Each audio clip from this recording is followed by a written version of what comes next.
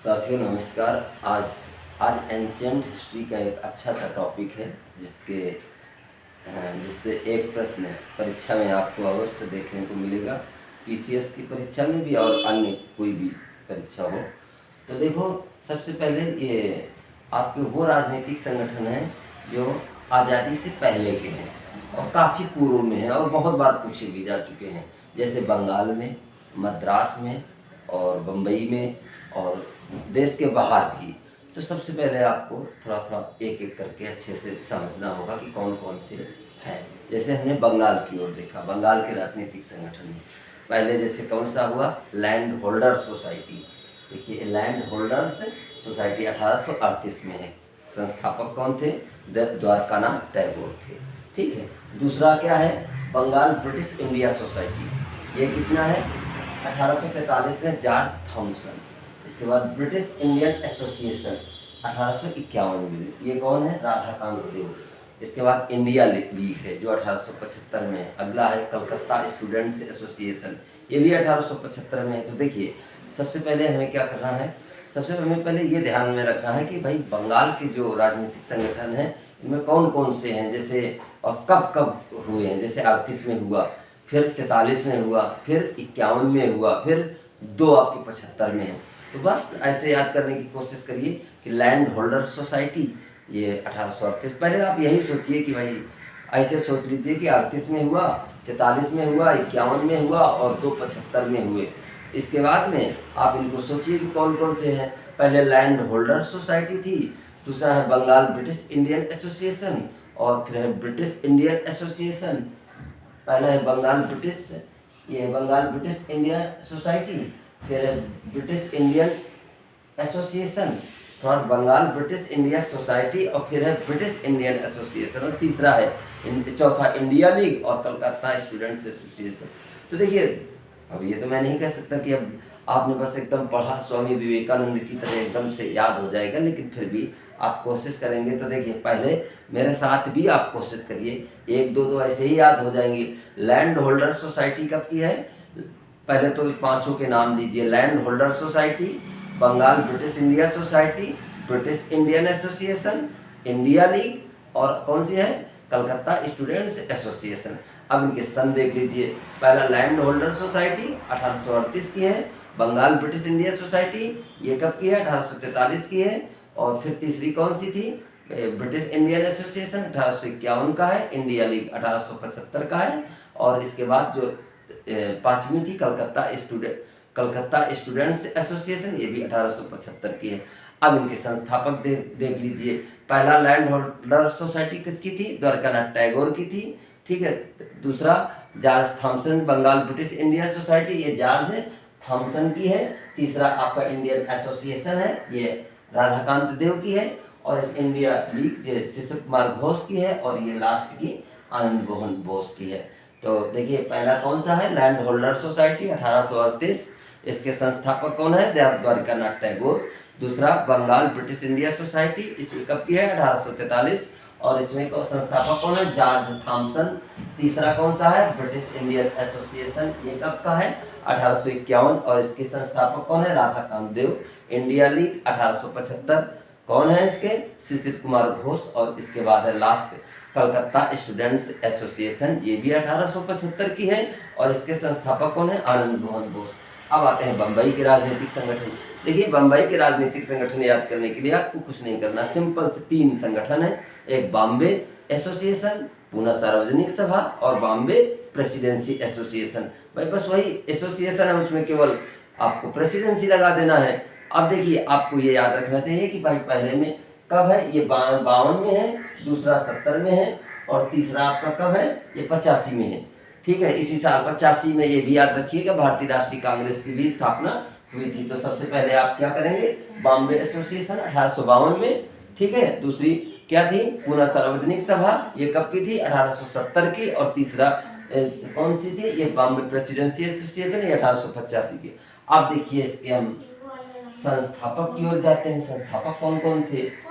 देखो, Bombay association simple दादा भाई नौरोजी हैं और पूना सार्वजनिक सभा, इसमें आपको थोड़ा सा ध्यान देना, रानाडे। वैसे आमतौर पे यही मिलेगा कि रानाडे है, लेकिन ये तीनों भी आपको याद होना चाहिए, रानाडे, जोशी और चिपळूणकर। यदि आप इतना याद रखेंगे रानाडे, जोशी और चिपळूणकर, तो धीरे धीरे इनके नाम भी याद रखेंगे कि एम जी रानाडे, जीवी जोशी और एस चिपळूणकर।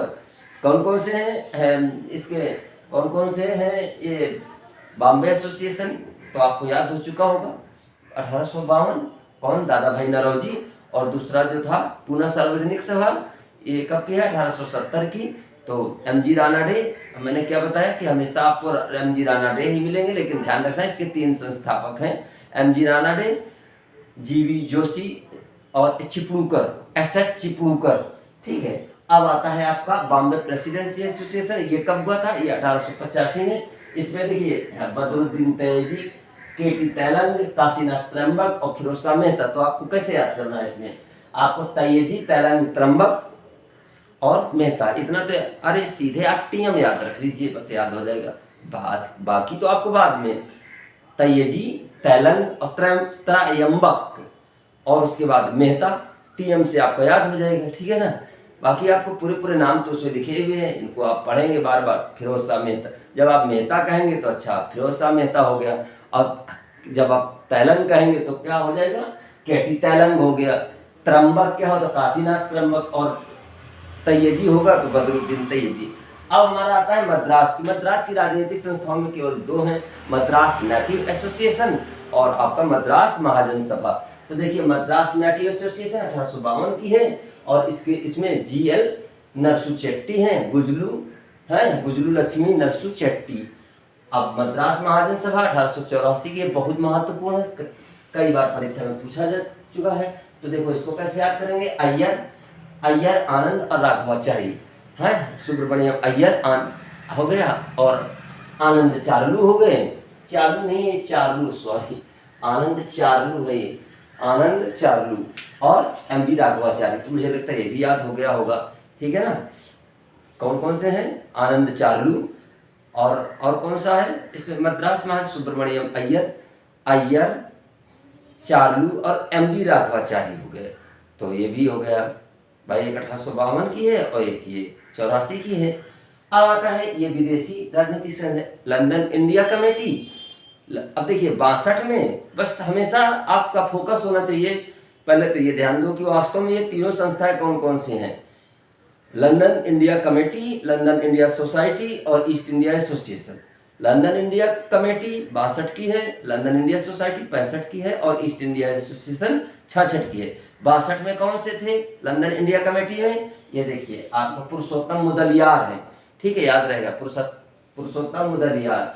ये लंदन इंडिया सोसाइटी में क्या है, ये देखो नौरोजी और व्योमचंद बनर्जी हैं, और ईस्ट इंडिया एसोसिएशन में दादा भाई नौरोजी। मुझे 66 में, तो मैंने क्या कहा 62 में, 65 में और 66 में। तो पहले लंदन इंडिया, अब तो सभी लंदन में है तीनों में, लंदन इंडिया कमेटी पुरुषोत्तम 62 में पुरुषोत्तम मुदलियार, लंदन इंडिया सोसाइटी कब है 65 में, 1865 में, और कौन से 2 हैं, ये है दादा भाई नौरोजी और व्योमचंद बनर्जी। और तीसरा आपका कौन सा है, ईस्ट इंडिया एसोसिएशन 1866 में, और इसके कौन से हैं, इसके हैं दादा भाई नौरोजी। तो देखिए आपको इसमें, इसे आप बार बार थोड़ा सुने, जरूर सुने बार बार। एक वीडियो को 5, 7, 8, 10 मिनट का वीडियो मुश्किल से होता है, कम से कम 10 बार सुनिए, इतनी बार सुनिए। आप कहेंगे कितनी बार सुनिए, मैं कहूँगा तब तक सुनिए जब तक आपके कानों में ये आवाज़ के माध्यम से ये याद ना हो जाए। बार बार सुनिए, एक एक संस्था को लेकर सुनिए, कोई भी संस्था आपके दिमाग में बिल्कुल रटी होनी चाहिए कि अच्छा बॉम्बे है तो भाई बॉम्बे एसोसिएशन है, और पूना सार्वजनिक सभा है, और बॉम्बे प्रेसिडेंसी एसोसिएशन है।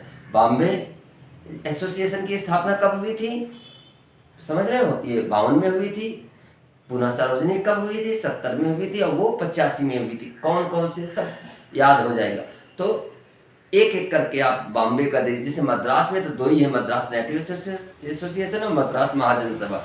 जब आप बंगाल में आएंगे तो बंगाल में थोड़ा सा आपके 5 संस्थाएं हो जाती हैं, तो वो थोड़ा दिमाग में रखिए। Land holder society, Bengal British India society, British Indian association, India league, और कौन सा कलकत्ता स्टूडेंट्स एसोसिएशन। और इसके बाद जब आप इधर पढ़ेंगे ये विदेशी संस्थानों में, तो London India committee, London India society और ईस्ट इंडिया एसोसिएशन।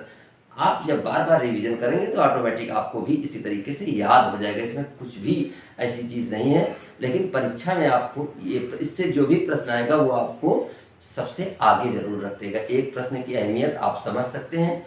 अभी हाल ही में जैसे लेखपाल परीक्षा का जो कट ऑफ आया, आपने देखा होगा कि एक प्रश्न कितने हजारों नहीं लाखों लोगों को मेंस की परीक्षा से वंचित कर दिया। इसी तरह हर साल 10-5 हजार लोग स्टूडेंट्स पीसीएस की परीक्षा में सिर्फ पॉइंट के कुछ अंक से रह जाते हैं। इसलिए एक एक प्रश्न की महत्ता को समझिए। एक सच्चाई ये है कि एक सिंगल क्वेश्चन आपको सिलेक्ट नहीं करा सकता, लेकिन ये बात है एक सिंगल क्वेश्चन आपको रिजेक्ट जरूर करा सकता है। तो आप इसको ध्यान में रखते हुए एक एक तथ्य को आप करिए। और यदि ये आपको वीडियो अच्छा लगे, आपके किसी काम का लगे, तो मेरी आपसे गुजारिश है कि इसे लाइक, शेयर और सब्सक्राइब करिए। Thank you.